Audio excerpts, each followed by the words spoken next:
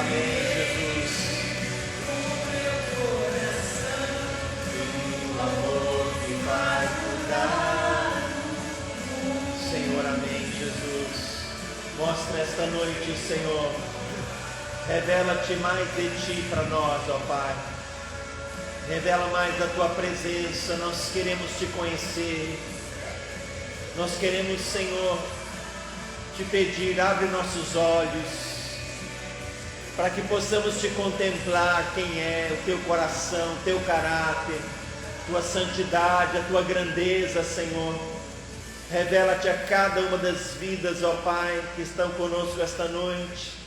Que o Senhor possa fazer arder nossos corações com a revelação da Tua presença, Pai. Nós consagramos a Ti esta campanha, todos os alvos, pedidos, propósitos que estão sendo apresentados, ó Pai. Receba agora em Tuas mãos, receba agora em Teu altar e abençoa, Pai, em nome do Senhor Jesus.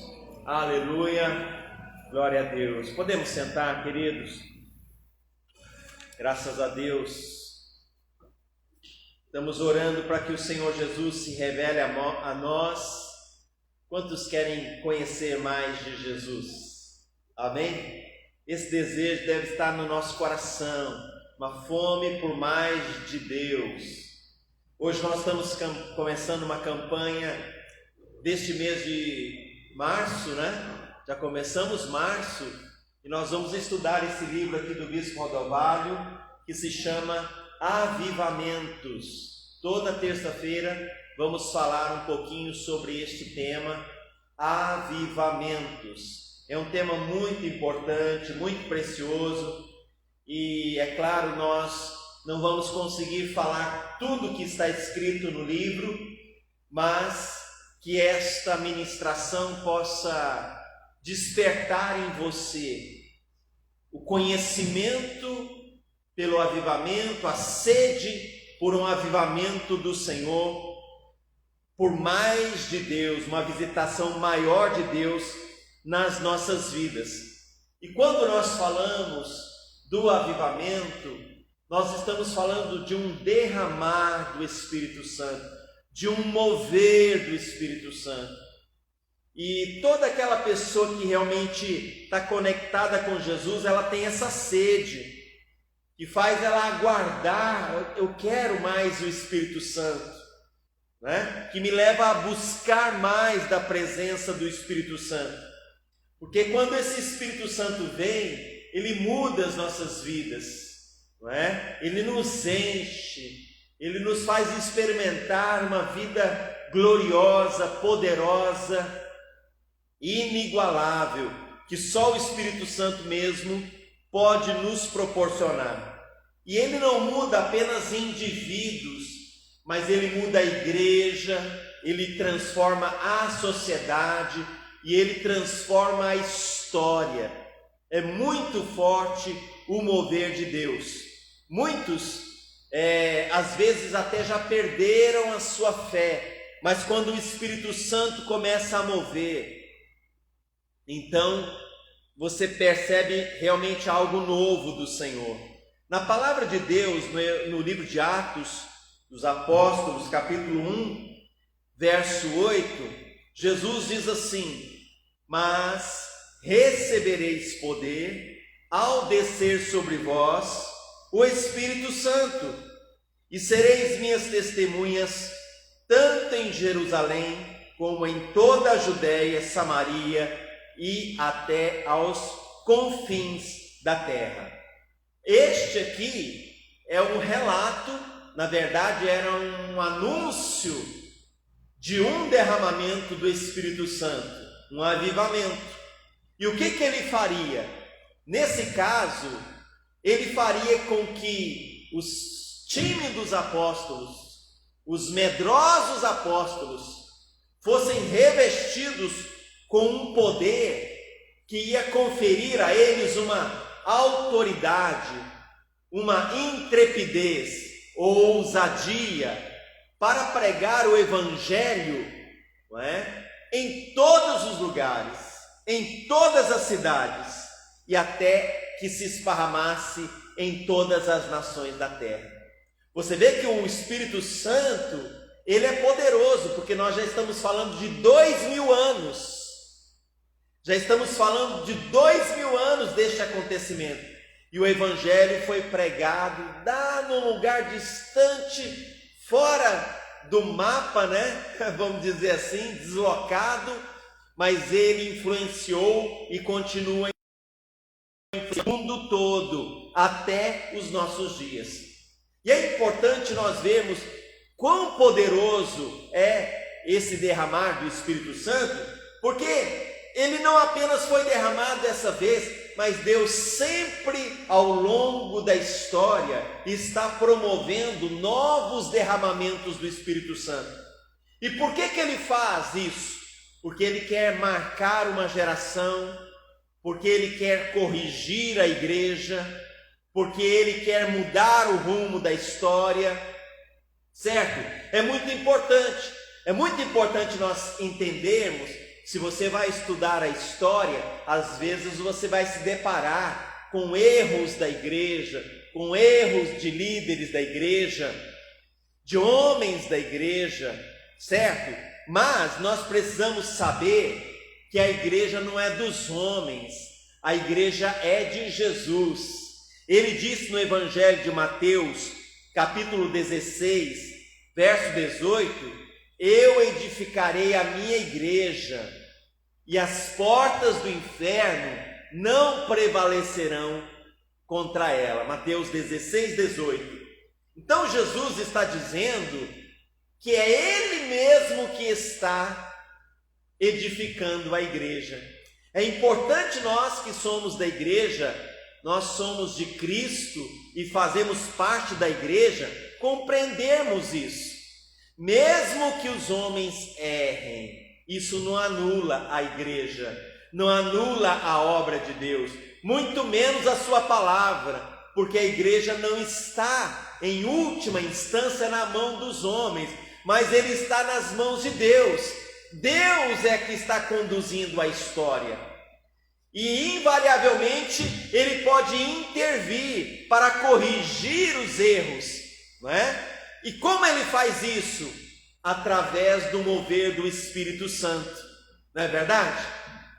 O Espírito Santo leva os homens a se arrepender, leva os homens a orar. 2 Crônicas 7,14, a palavra diz exatamente isso, que se o meu povo, que se chama pelo meu nome, se humilhar e orar e me se converter dos seus maus caminhos, então eu ouvirei dos céus, perdoarei os seus pecados e sararei a sua terra.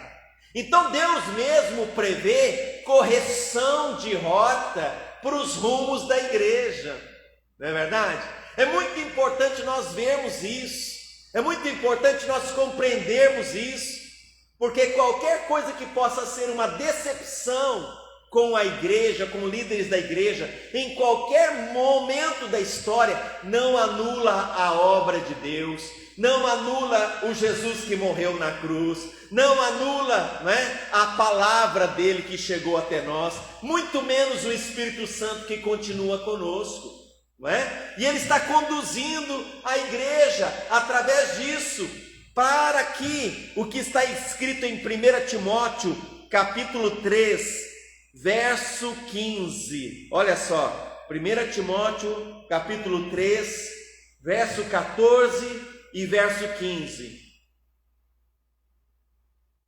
O apóstolo Paulo está falando para Timóteo aqui: escrevo-te estas coisas, esperando ir ver-te em breve, para que se eu tardar, fique ciente de como se deve proceder na casa de Deus, que é a igreja do Deus vivo, coluna e baluarte da verdade. O apóstolo Paulo, instruindo a Timóteo, dá orientações para ele, como ele devia proceder. E se por acaso ele atrasasse, ele estava sendo orientado como devia proceder. e como proceder na casa de Deus, que é a igreja do Deus vivo. Não é verdade? Nós temos um Deus vivo, amém, queridos? Deus não está morto. Deus é um Deus vivo. Ele é poderoso para cuidar da igreja. Ele é poderoso para cuidar da casa dele. Ele habita na casa dele, que é a igreja. E ele diz que essa igreja, o que ela é? Ela é a coluna e o baluarte da verdade. O que significa isso? Que ela é o suporte, a escora, aquilo que dá sustentação, é ela que segura a verdade.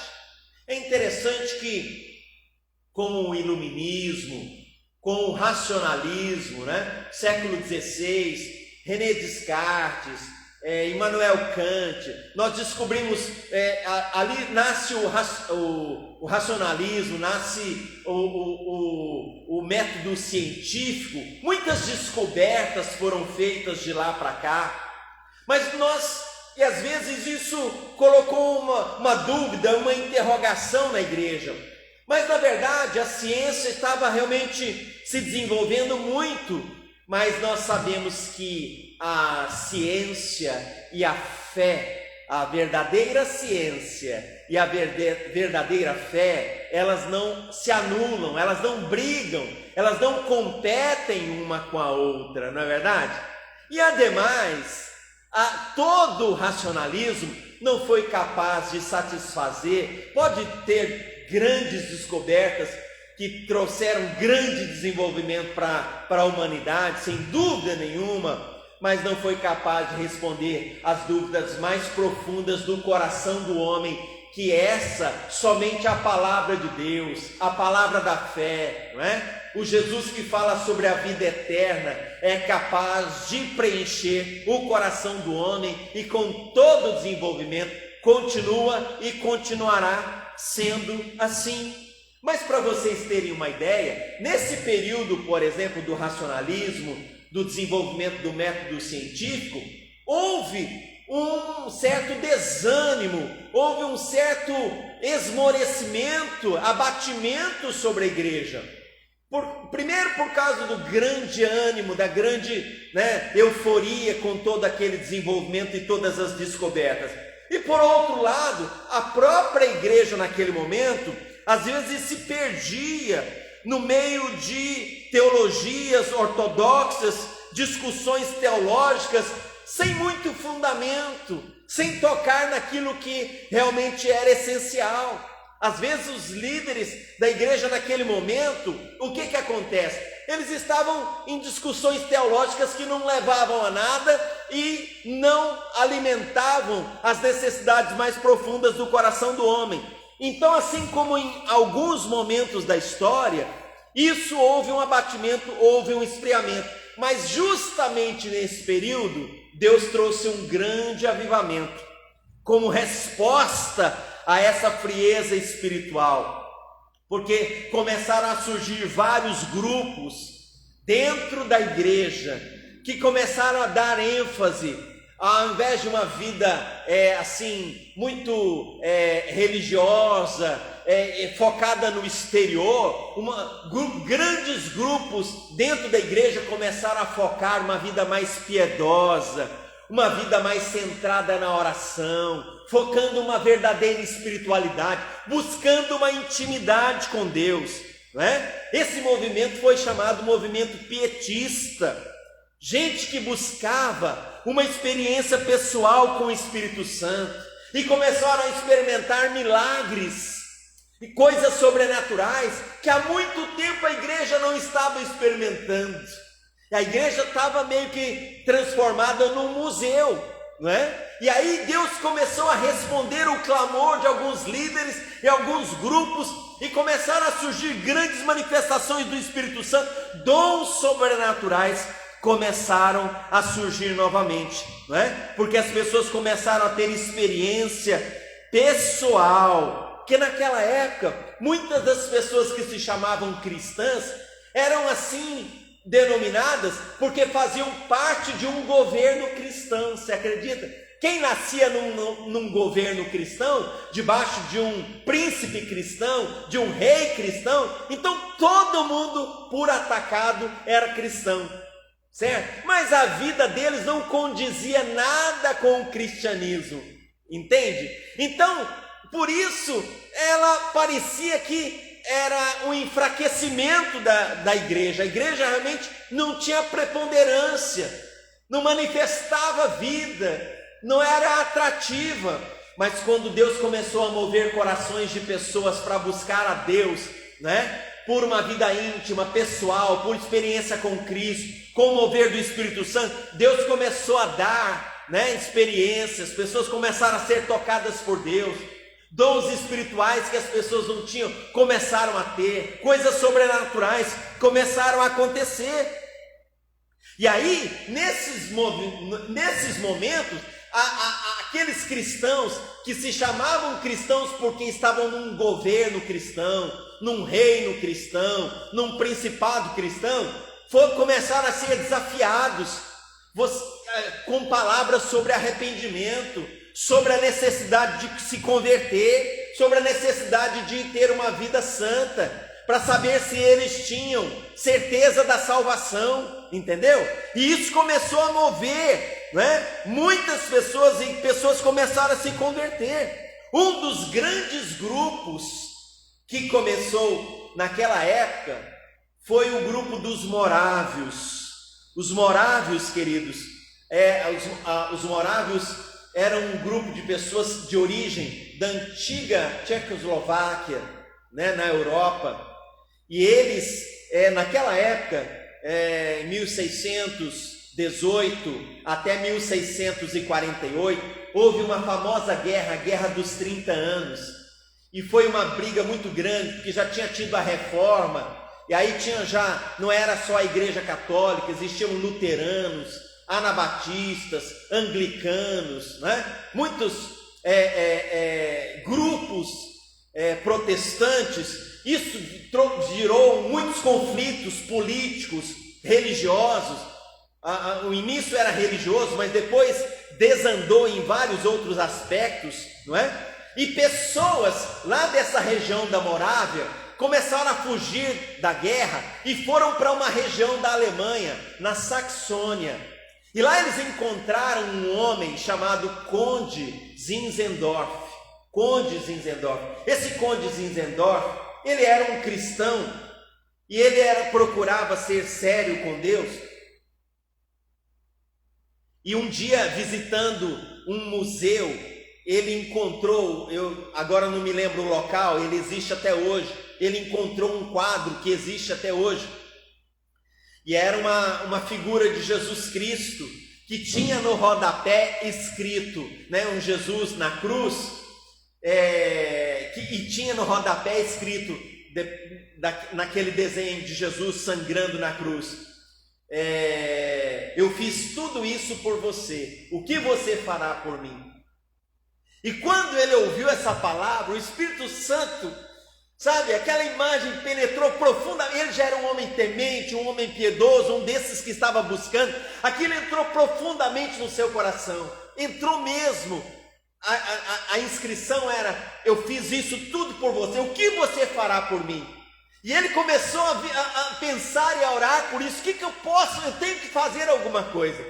E quando ele viu aquele grupo de morávios que estava fugindo, né, daquela região por causa da guerra, ele deu abrigo nas suas terras, lá na Saxônia, num lugar que chama Herrnhut.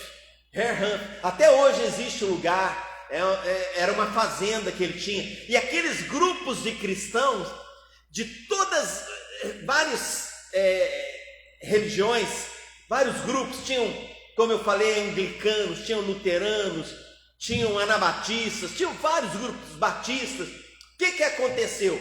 Eles se reuniram naquele lugar, mas como eles tinham muitas diferenças, eles entre si também começaram a brigar. E o Zinzendorf tomou pulso, né, e colocou regras, falando: olha, nós vamos focar neste lugar somente com o que nos une em Cristo. Todas as diferenças nós vamos deixar para lá. E aquilo um dia eles foram tomar uma ceia em cima dessa palavra. E quando eles estavam na ceia, houve um grande derramamento do Espírito Santo. Um grande derramamento do Espírito Santo que gerou um arrependimento tão profundo naquelas pessoas, que elas ficaram envergonhadas das brigas, das picuinhas que elas tinham uma com as outras, não é? E se quebrantaram, e choraram, e se perdoaram, não é? E elas sentiram o amor de Deus, elas sentiram o perdão de Deus, e aquele grupo se tornou um grupo muito forte, muito fervoroso.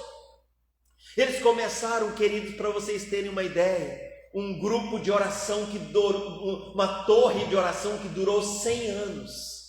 Durante 100 anos eles oraram 24 horas por dia, todos os dias. Eles tinham turnos de oração, não sei ao certo quantos turnos eram, se era de hora em hora ou de quantas em quantas horas, mas todo dia tinha turnos de oração, de 2 em 2, de 3 em 3, eles reuniam, construíram uma torre e entrava gente naquele lugar e orava, depois quando eles saíam outros oravam, ficou ininterrupto durante 100 anos. E esse foi o primeiro grupo, né, que gerou missionários para o mundo todo. Daquele lugar saiu gente tão quebrantada, usada por Deus, gente que queria, né, ir pregar para os esquimós, né, gente que queria pregar na África, na época que a África quase não era conhecida, não é verdade? Não se tinha tanto conhecimento naquela época. Nas Américas, alguns lugares que eram poucos conhecidos, teve 2 jovens, né, que queriam entrar num lugar que era explorado por cana-de-açúcar, né, como foi no Brasil, e somente escravos entravam lá, e eles queriam entrar naquele lugar para pregar o Evangelho, e os proprietários não aceitaram que eles entrassem, e eles queriam, porque eles se sentiam chamados, e eles falaram, o Espírito Santo colocou no coração deles, eles chegaram para o Senhor lá do engenho e falou: olha, nós queremos pregar o Evangelho de todo custo aí, e para isso nós queremos nos vender como escravos. Eles se venderam como escravos, aí o Senhor aceitou a proposta, e eles entraram lá e pregaram o Evangelho aqui no Caribe, né? Tem a história deles, né? Então é maravilhoso, queridos, né? Esse movimento morável, como eu falei para vocês, foi de uma região lá da antiga Tchecoslováquia, onde um homem da reforma chamado John Hus, ele começou a falar sobre a necessidade de reforma na igreja, que tinha muitas coisas erradas, que eles tinham se afastado da palavra, e ele foi perseguido, e ele foi queimado vivo na fogueira, né? Hoje, na Universidade de Praga, tem um monumento em homenagem a John Hus, que está lá, e o grupo dele foi chamado Hussitas, né? E esse acabou sendo então o embrião que deu origem a esse grande avivamento lá dos morávios. E o que aconteceu? Aconteceu uma coisa muito interessante, né? Porque na Inglaterra já existia um jovem pregador anglicano chamado John Wesley, né? E ele saiu da Inglaterra para pregar o Evangelho, foi como missionário para pregar o Evangelho para os índios norte-americanos. E quando ele estava no navio, houve uma grande tempestade, e aquela tempestade era uma tempestade pavorosa, parece que o barco ia naufragar e todo mundo naquele navio ia morrer. E quando ele estava lá no seu desespero, ele olhou, tinha um grupo de morávios, né, cristãos morávios, dentro do navio, que estavam totalmente tranquilos, estavam cantando, adorando a Deus, e o navio parece que estava na última, né? E ele ficou tão chocado com aquilo que ele falou: meu Deus, eu não creio. Ele era um pastor, ele estava indo como missionário. Ele até usou uma frase assim: eu fui evangelizar os índios, mas quem me converterá? porque ele se sentiu, o nível de evangelho, o nível de fé dele, ele falou: eu não sou ninguém, olha esses homens. E quando ele desceu do navio, que depois acabou o navio não naufragando, ele foi procurar esses morávios. E começou a estudar a Bíblia com esses morávios, e ele teve uma experiência com Jesus, uma experiência pessoal, porque as pessoas perguntavam para ele lá sobre muitas coisas, ele conhecia muita coisa da Bíblia, mas aí o cara perguntou para ele: você é salvo? E aí, baseado na experiência do navio e a pergunta contundente lá do moraviano, ele se sentiu tão, que ele ficou em dúvida e sentiu a necessidade de estudar, de buscar a Deus, de orar, e começou a estudar com eles as escrituras, tudo aquilo que eles, a Bíblia, tudo aquilo que eles tinham da vida devocional deles. E um dia que ele estava estudando, o Espírito Santo veio sobre ele e trouxe uma visitação muito forte na vida dele. Ele foi profundamente tocado. Ele disse que o coração dele foi aquecido. E foi um derramar do Espírito Santo. E a vida dele foi transformada. E a partir dali ele se tornou um grande pregador. Um grande pregador. Um pregador que ele era contestado, porque ele falava coisas que a igreja não estava acostumada a ouvir. E a igreja, normalmente as igrejas chegaram a expulsá-lo das paróquias onde ele pregava. E quando ele foi expulso, ele começou a pregar ao ar livre. 5 horas da manhã ele começava a pregar, quando as pessoas começavam a ir para a mina de carvão, para o trabalho. Centenas de pessoas começaram a se reunir e ouvir a pregação de John Wesley, né? E muitas, centenas de pessoas se convertiam. E tantos outros homens, queridos, tiveram essa mesma experiência por causa do derramamento. George Whitefield é um deles, né? George Whitefield, também nos Estados Unidos, é muito famoso. Jonathan Edwards, 1703 até 1758, ele foi realmente um homem muito usado naquela nação. Inclusive, assim, todos reconhecem, até mesmo no meio secular, que os Estados Unidos devem a sua unidade muito por causa da pregação de Jonathan Edwards. É um homem respeitadíssimo, não apenas na igreja, mas secularmente falando, né? Ele tem um sermão famoso que ele pregou uma vez numa igreja chamada Pecadores das Mãos de um Deus Irado. E quando ele pregou esse sermão na igreja, e falando sobre a necessidade de se converter, de se arrepender, as pessoas foram tomadas na igreja de um tal convicção de pecado, de uma necessidade tão grande de arrependimento, como se elas estivessem tendo a oportunidade de escapar do inferno. Elas estavam como se aquilo não fosse só palavras, mas como se eles estivessem vendo aquela situação. E milhares de pessoas se converteram com aquela pregação. E assim nós vemos o resultado do mover do Espírito Santo. Grandes juntas missionárias começaram a surgir. Por exemplo, William Carey, que foi um missionário que pregou na Índia, né? Ele foi uma pessoa que levantaram fundos e enviaram para lá missionários para pregar o evangelho, né, naquele lugar. Na África também tem um grande missionário e também explorador chamado David Livingstone, muito respeitado na África. Ele é inglês, mas na África todo africano reverencia David Livingstone como um homem de Deus. E ele foi um explorador.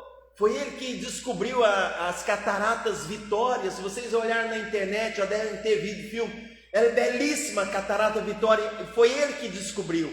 Mas ele era um descobridor, um homem que era um explorador, mas era um pregador do Evangelho. Muitos anos depois, quando ele morreu, eles levaram o corpo dele para a Inglaterra, mas para ser sepultado na Inglaterra, mas o coração dele eles sepultaram na África, porque ele era um homem profundamente apaixonado por aquela nação.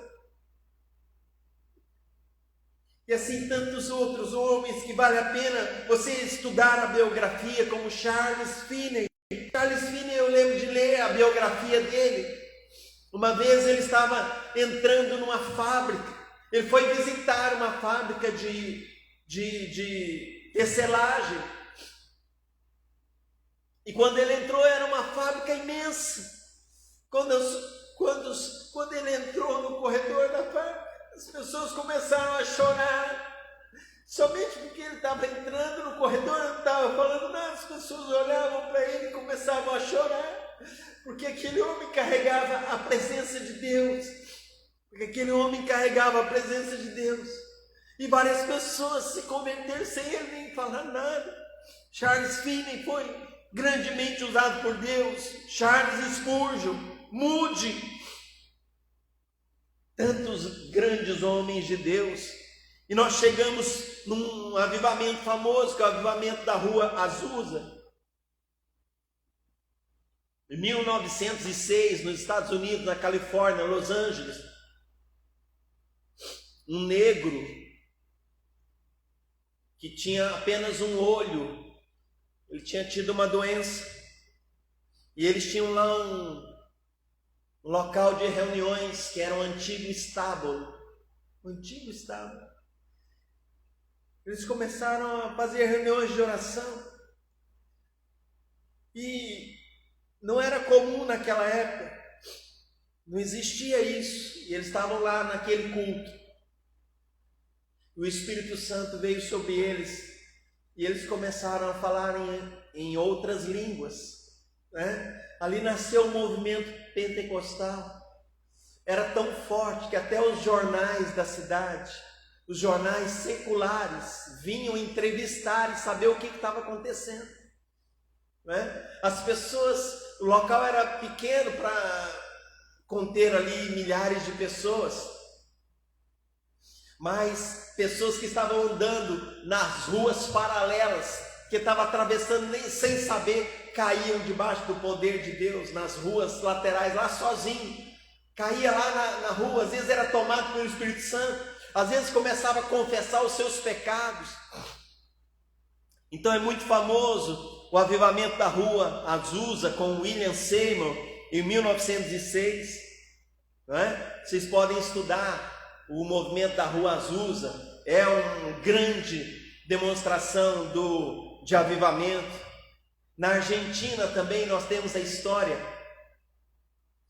A Argentina, e falar nisso, da Rua Azusa, né? Alguns missionários saíram lá que receberam dessa fonte do movimento pentecostal, que foram batizados, missionários suecos, foram enviados para o Brasil, no Pará, e lá eles inauguraram as Assembleias de Deus, que é uma igreja que tem milhões de pessoas, de membros no mundo todo, né? Que é a primeira igreja pentecostal do Brasil, né? Em 1910, que foi inaugurado, né? Por esses missionários suecos, fruto do avivamento. Na Argentina também é muito famoso um missionário chamado Tom Hicks. Ele era um homem de Deus, mas ele não era conhecido na Argentina. E ele foi para lá querendo fazer campanhas de avivamento, pregar o evangelho, né, para as multidões.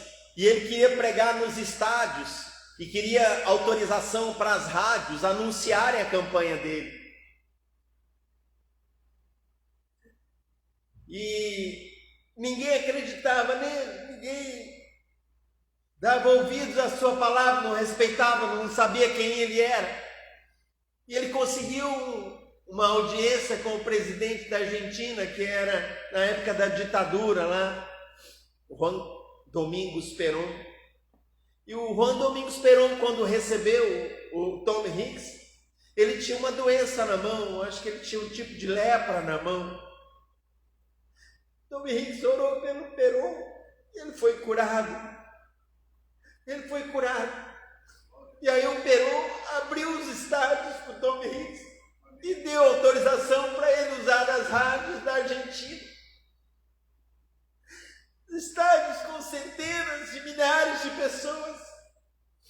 A bispa Rosângela, minha esposa, ela viveu um pouco disso. Na década de 80, ela esteve lá. E na época do Tom Hicks, um pouco antes, era costume ver nos estádios, entravam caminhões que pegavam muletas, depois dos cultos, caminhões pegavam as muletas e cadeiras de rodas de pessoas que eram curadas, que andavam, que saravam de várias outras doenças. E aquilo trouxe um grande avivamento na Argentina. Um dos discípulos daquele movimento é o Carlos Anacondia. Hoje ele é bem velhinho, já um senhor, mas nós conhecemos. Ele pregou nas celebrações da Sara Nossa Terra, ministério de libertação fortíssimo, um pregador do evangelho muito, muito forte, maravilhoso, né? Nós temos também, vocês já devem ter ouvido falar do pastor Poyon Cho, na Coreia do Sul. Faleceu ano passado, uns 99 anos, 90, não sei quantos anos de idade. E a igreja dele chegou a ter 1 milhão de pessoas. Perto de 1 milhão de pessoas, foi considerada a maior igreja do mundo. Foi um grande avivamento. Então, queridos, o avivamento, ele muda a história. Deus está vivo. E Ele quer continuar trazendo avivamentos pessoais, quer continuar trazendo avivamento para a igreja e para mudar a sociedade. Nessa época de Jonathan Edwards, de George Whitefield, de John